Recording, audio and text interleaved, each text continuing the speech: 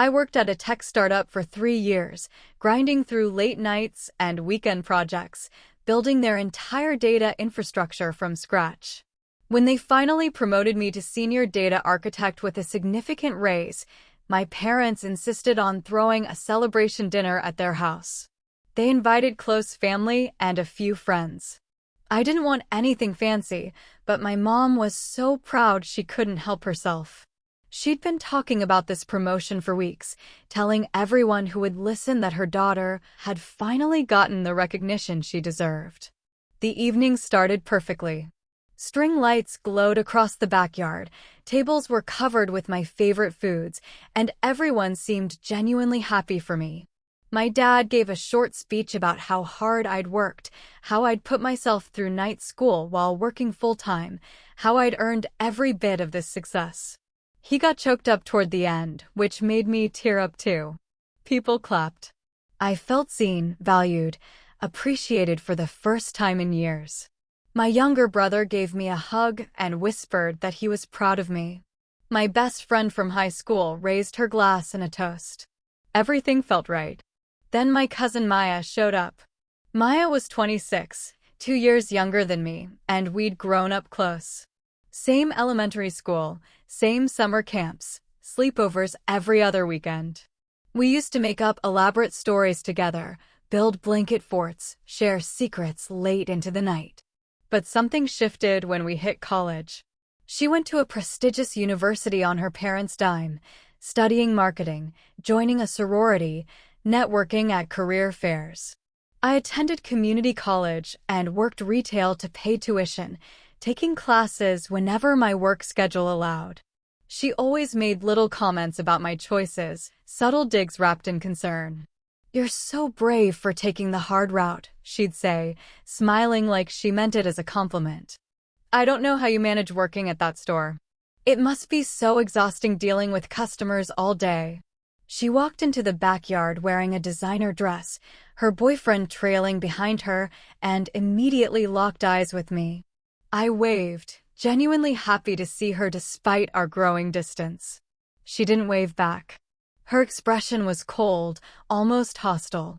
She walked straight to the center of the patio where most guests had gathered, waited until there was a lull in conversation, and then raised her voice loud enough for everyone to hear. "You do not deserve this." The entire backyard went silent. Forks stopped midair. My aunt turned from the grill, spatula frozen in her hand. My mom froze near the dessert table, a confused smile still plastered on her face. I felt my stomach drop like I'd been shoved off a cliff. The warm glow of the celebration evaporated instantly, replaced by a cold dread that made my skin prickle. "Excuse me," I said, my voice barely steady. Maya crossed her arms, her face twisted in something between anger and disgust. "You heard me. You don't deserve this promotion. You don't deserve this party. You've been lying to everyone about what you actually do." My dad stepped forward, his face reddening. "Maya, what the hell are you talking about?" She turned to him, her expression self-righteous, like she was exposing some grand conspiracy. "She didn't build anything. She stole credit for other people's work. I know someone who works at her company. They told me everything. She's a fraud." My heart pounded so hard I thought it would burst through my chest. Heat rushed to my face. Everyone was staring at me now, confusion and doubt flickering across their faces. My younger brother looked horrified. My best friend from high school opened her mouth but didn't know what to say. My mom's smile had disappeared completely, replaced by shock and disbelief. "That's a lie," I said, my voice shaking. "That's a complete lie." Maya laughed, sharp and cruel. "Is it? Then why did my friend say you took credit for his database project? Why did he say you presented his work to upper management and got promoted off his back? He told me you barely contributed anything, that you just swooped in at the end and put your name on everything." I felt tears sting my eyes, but I refused to let them fall. "Not here. Not in front of everyone." "Who is this person? What's their name?" She hesitated, just for a second, and I saw something flicker in her eyes. Uncertainty, maybe. "I'm not going to throw them under the bus." but I know the truth. And now everyone else does too. My mom stepped between us, her voice ice cold in a way I'd rarely heard. Maya, you need to leave. I'm not leaving until she admits it, Maya shot back, her voice rising. I'm tired of watching her play the victim, act like she worked so hard, when she's just a liar and a cheat. Everyone always feels sorry for her because she had to work her way through school, but maybe if she'd actually done the work instead of stealing from others, she wouldn't have struggled so much. My uncle, Maya's dad, finally intervened, grabbing her arm. Maya, stop. This isn't the time or place. She yanked her arm away, whirling on him. No, Dad. Someone needed to say it. Everyone's so busy kissing her ass they can't see what's right in front of them. She's always been like this, taking shortcuts, making excuses. My dad's face turned a deeper shade of red. Get out. Now. Get the hell out of my house. Maya stared at me one last time, her eyes full of venom, then turned and stormed out, her boyfriend scrambling after her with an apologetic look thrown over his shoulder. The backyard remained silent for what felt like an eternity. People avoided my eyes. Some looked at their plates. Others exchanged uncomfortable glances. The celebration was ruined, the joy sucked out of the air like someone had opened a vacuum into space.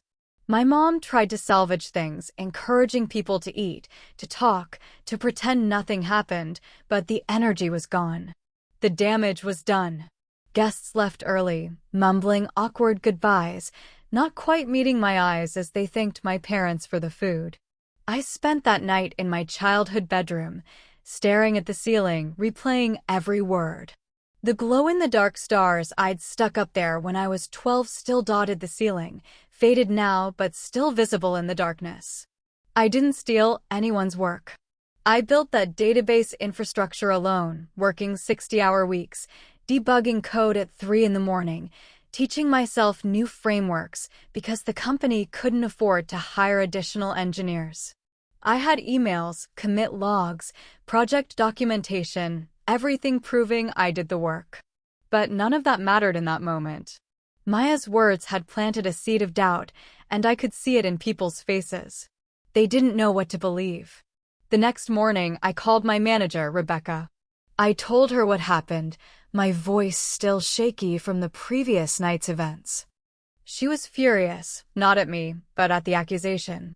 She immediately offered to provide written confirmation of my contributions, documentation of every project I'd led, performance reviews spanning 3 years. This is absolutely unacceptable, she said. You've been one of our most valuable engineers. I'll put together a comprehensive file proving your work. Don't you worry about this for 1 second. I thanked her, but I knew that wouldn't be enough. Maya had poisoned the well. I needed to confront this directly, to gather irrefutable evidence and clear my name once and for all. I spent the next 2 days gathering evidence. I compiled every email where I'd submitted project proposals, every code commit with my name on it timestamped and logged in our version control system, every meeting note where I'd presented my work. I pulled up Slack messages showing me answering technical questions at all hours, design documents with my handwriting in the margins, architecture diagrams I'd drawn on whiteboards and photographed. I created a detailed timeline showing the entire development process of the database infrastructure, complete with timestamps and third-party confirmations from colleagues who'd worked alongside me. I included performance reviews where Rebecca had specifically praised my leadership on the database project, calling it transformational for the company's data operations. Then I reached out to Maya's friend, who supposedly worked at my company. I went through LinkedIn, methodically checking every connection she had, cross-referencing them with my company's employee list. There weren't many overlaps. Finally, I found him, Daniel, a junior developer who'd been hired 6 months ago, long after my database project was completed and deployed. He worked on a small front-end feature that touched my infrastructure, but he had no involvement in its creation whatsoever. I messaged him directly through Slack. Hey Daniel, I heard from my cousin Maya that you had concerns about a project I worked on.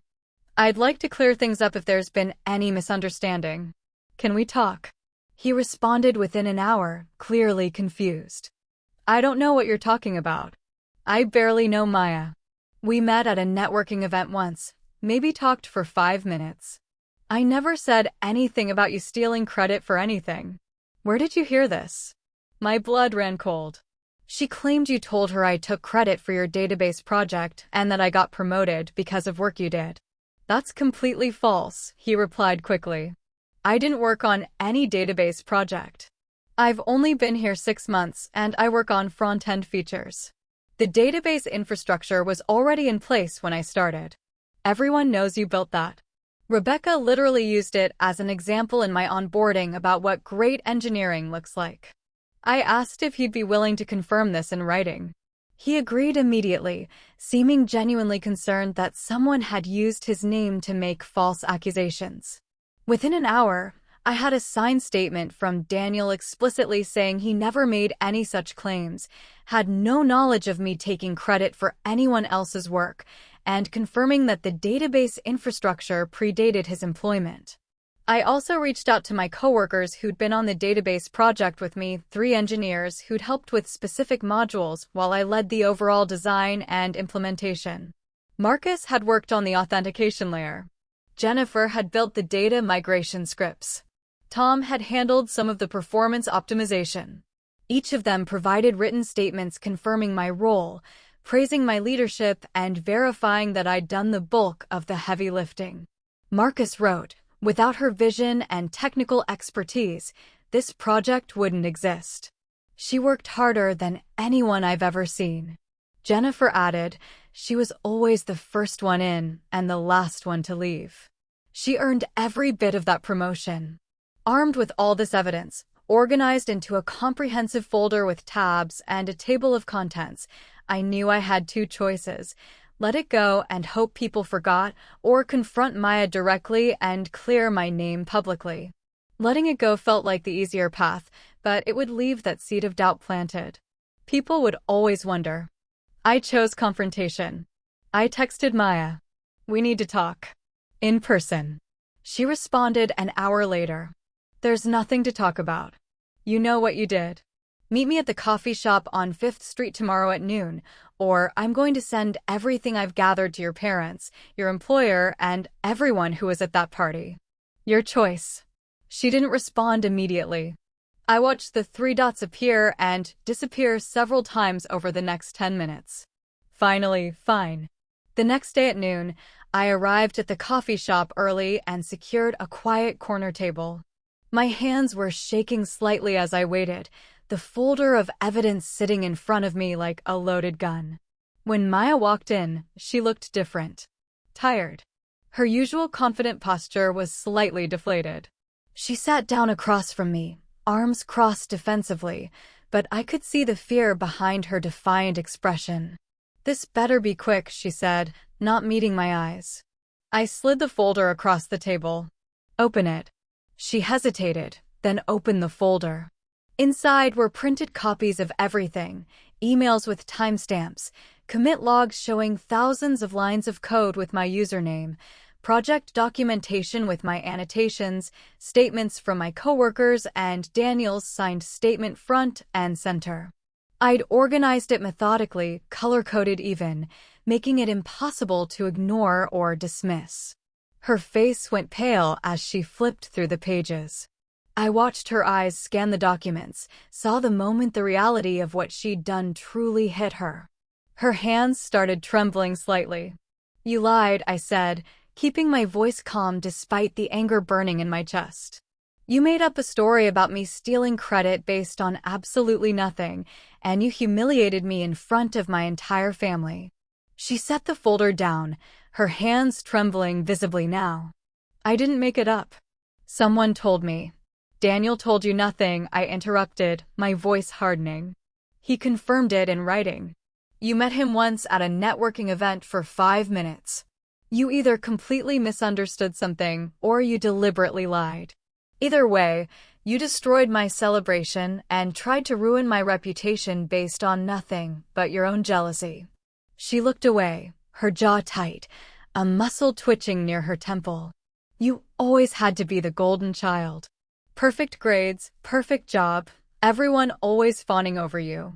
Poor struggling martyr who worked so hard. There it was. The truth beneath the lies. This was never about the project, I said quietly. This was about you being jealous of me. This was about you not being able to handle seeing me succeed. Her eyes snapped back to me, angry and defensive, but also glistening with unshed tears. I'm not jealous of you. Why would I be jealous? I went to a better school. I had better opportunities. And yet you still felt the need to tear me down, I said. You've been jealous since we were kids. Every time something good happened to me, you found a way to diminish it.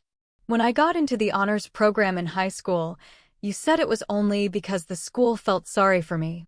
When I got my first job, you said it was entry-level and didn't count.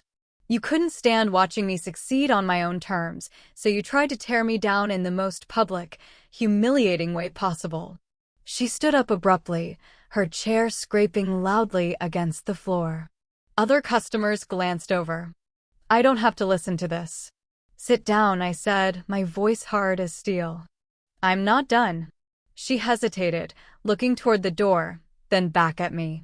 Something in my expression must have convinced her because she sat back down slowly, glaring at me but staying quiet.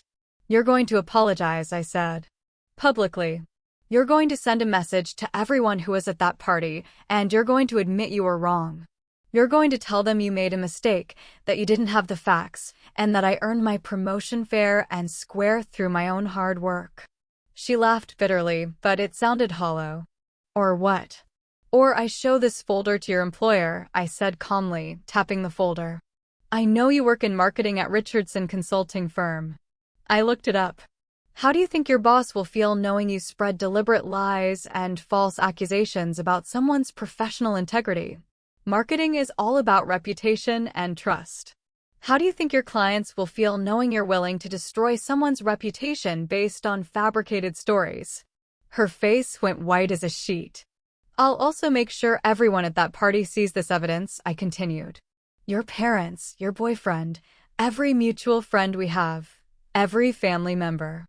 I'll clear my name one way or another. The only question is whether you do it willingly with some dignity intact, or I have to do it for you and everyone sees exactly what kind of person you really are. She stared at me for a long moment, her expression flickering between anger, shame, fear, and something that might have been regret. The silence stretched between us, thick and uncomfortable. Finally, she looked down at the table, her shoulders sagging. Fine, she whispered. Say it louder. Fine, she snapped, looking up at me with tears now streaming down her face. I'll apologize. Are you happy now? No, I said honestly. I'm not happy. I'm hurt and angry that someone I grew up with, someone I considered family, tried to destroy me out of jealousy. But I will accept your apology if it's sincere. You have 48 hours, I added, standing up and gathering the folder. If I don't see that apology, I'm moving forward with option 2. I stood up, took the folder, and walked out of the coffee shop. My hands were shaking, adrenaline coursing through me like electricity, but I felt lighter than I had in days. I'd stood up for myself. I'd fought back. I'd refused to let her lies define me. 2 days later, right at the 48-hour mark, Maya sent a group email to everyone who'd been at the party. It was short, stiff, and clearly written under duress, but it was an apology nonetheless. She admitted she'd been wrong, that she didn't have accurate information, that she'd made false accusations based on a misunderstanding, and that I had earned my promotion through my own hard work and dedication. She didn't apologize for the jealousy or the malice behind her words, didn't acknowledge the deeper hurt she'd caused, but it was enough to clear my name publicly. Responses came in quickly. My parents called immediately, relieved and angry on my behalf. My dad wanted to confront Maya's parents directly, maybe even pursue legal action, but I told him to let it go. The truth was out. That was enough. My coworkers sent supportive messages, some expressing shock that anyone had questioned my contributions. My best friend from high school texted. I knew she was full of it from the second she opened her mouth. I'm sorry you had to deal with that. You deserved better. But the damage was done in ways that couldn't be completely undone. Maya and I didn't speak for months. Family gatherings became tense and awkward, with careful seating arrangements and topics everyone avoided. Her parents were embarrassed and apologetic, but they didn't really understand the depth of what she'd done. To them, it was just a misunderstanding between cousins, a family spat that would blow over with time. They didn't understand that Maya had tried to destroy my professional reputation, that she'd weaponized lies against me in front of everyone I loved. About 4 months after the incident, I heard through the family grapevine that Maya had been let go from her job at Richardson Consulting. Apparently, she'd been caught inflating client engagement numbers on reports, trying to make her campaigns look more successful than they were to impress her supervisors. When her boss found out during a routine audit, she was fired on the spot. No severance, no second chances. Her boyfriend broke up with her shortly after, tired of her constant need for validation and her inability to take responsibility for her mistakes. He told her family she'd become exhausting to be around. I didn't feel happy about it. I didn't feel vindicated or satisfied. I just felt sad. Sad that someone I'd grown up with, someone I'd cared about and shared so many memories with, had let jealousy and insecurity consume her to the point where she'd sabotage me and then self-destruct so completely. My uncle called me a few weeks later. His voice was tired, weary in a way I'd never heard before. I'm sorry about Maya, he said. I don't know what happened to her. She used to be such a sweet kid. Somewhere along the way, she changed, and I didn't notice until it was too late. I didn't know what to say. People change. Sometimes not for the better. She's struggling, he continued. She's back living with us. She's looking for work, but it's hard with a termination on her record, especially when companies ask why she left. I know what she did to you is horrible, unforgivable really, but if you ever felt like reaching out, I think it would mean a lot to her. She needs to see that she hasn't destroyed every relationship in her life. I told him I'd think about it, but I didn't reach out. I couldn't. The wound was still too fresh, and I didn't trust her. Apologies mean nothing without genuine change, without real introspection and growth, and I hadn't seen any evidence that Maya had actually reflected on her behavior or learned anything from the consequences of her actions. Months passed. I threw myself into my work with renewed focus, led new projects, mentored junior engineers who reminded me of my younger self. My company promoted me again a year later, this time to Director of Engineering, overseeing a team of 15 engineers. It came with a substantial raise and equity. My parents wanted to throw another party. I politely declined. The memory of the last celebration was still too raw. Then, one evening in early spring, I received a handwritten letter in the mail. The return address was Maya's parents' house. The handwriting on the envelope was Maya's, her distinctive looping script that I remembered from birthday cards and notes passed in class. The letter was long, pages and pages of her pouring out everything she'd been holding in. She admitted she'd been jealous of me for years, that she'd felt like she was always in my shadow despite having every advantage handed to her. She wrote about how she'd built her entire identity around being successful and impressive, but when her career fell apart, she realized she didn't actually know who she was beneath all the performance. She wrote about being in therapy now, finally confronting the insecurity and inadequacy she'd been masking with cruelty and competition. She apologized, truly apologized, for what she'd done at the party. She acknowledged the cruelty of it, the calculated intent behind it, and the damage it caused. She wrote, I wanted to hurt you because hurting you felt like the only way to feel less small. I know how messed up that is now. I know I need to be better. I'm trying to be better. She didn't ask for forgiveness. She didn't ask for anything. She just said she was sorry, that she understood if I never wanted to speak to her again, and that she hoped I was doing well and continuing to succeed because I deserved it. I read the letter 3 times, sitting on my couch as the sun set outside my window, feeling a complicated mix of emotions. Anger, sadness, a strange sense of closure I hadn't expected, and maybe the tiniest seed of hope that people could actually change. I didn't respond immediately. I needed time to process it, to sit with my feelings and decide what, if anything, I wanted to do with this olive branch she'd extended. A few weeks later, I texted her. Just one line. "I got your letter. Thank you for writing it." She responded within minutes. I meant every word. "I'm really sorry. You didn't deserve any of what I did. We didn't meet up. We didn't try to rebuild the relationship or pretend things could go back to how they were when we were kids. But over time, we exchanged occasional messages, brief updates about life." She eventually found a new job, a smaller marketing role at a nonprofit focused on education access. The pay was less, the prestige non-existent, but she seemed humbler, quieter, less focused on appearances and more focused on actually doing good work. She sent me updates about her therapy progress, about learning to separate her self-worth from external validation, about recognizing the patterns of behavior that had hurt both me and herself. I don't know if we'll ever be close again. Maybe we will, maybe we won't. Maybe some relationships can't survive certain betrayals, no matter how sincere the apology. But I've made peace with what happened. I learned that sometimes the people who hurt you the most are the ones struggling the hardest with themselves. That doesn't excuse what they do, doesn't make it okay or erase the damage, but it helps explain it. It adds context to the cruelty. I also learned to stand up for myself, to fight for my truth, to document and prove my worth when someone tries to tear it down. I learned that I don't have to accept false narratives or let other people's insecurity diminish my accomplishments. That promotion, that celebration, that moment of pride, I earned it. Every late night, every solved problem, every line of code. No one can take that away from me. And if anyone ever tries again, I'll have the receipts ready.